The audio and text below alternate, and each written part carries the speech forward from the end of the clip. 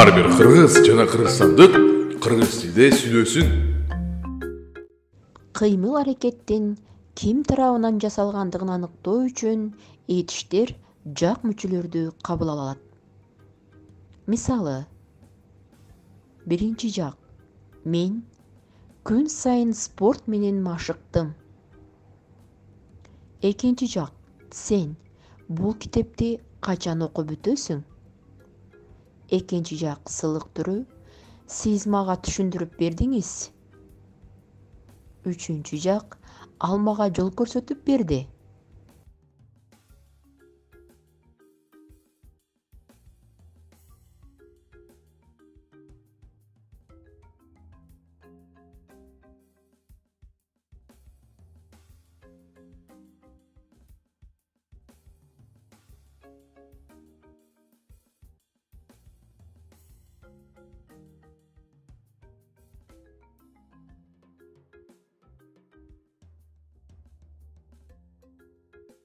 Мен эс алуу бакчасында сейилдеп жүрөм.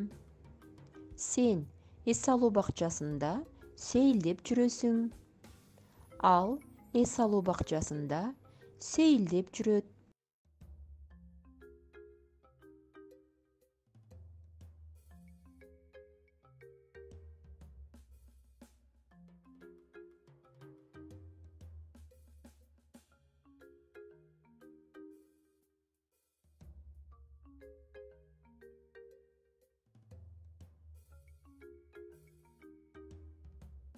Мен жумуштан өргүү алдым.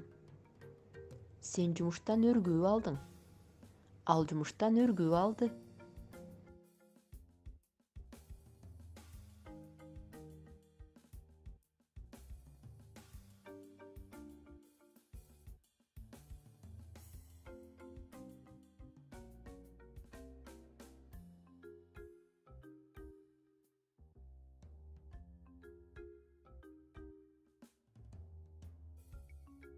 Мен машыгуу жайына баратам.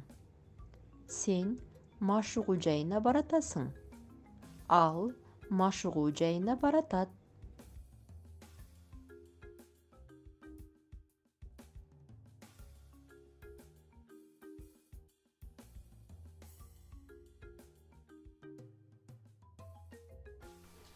Эмки саакта жолугушабыз.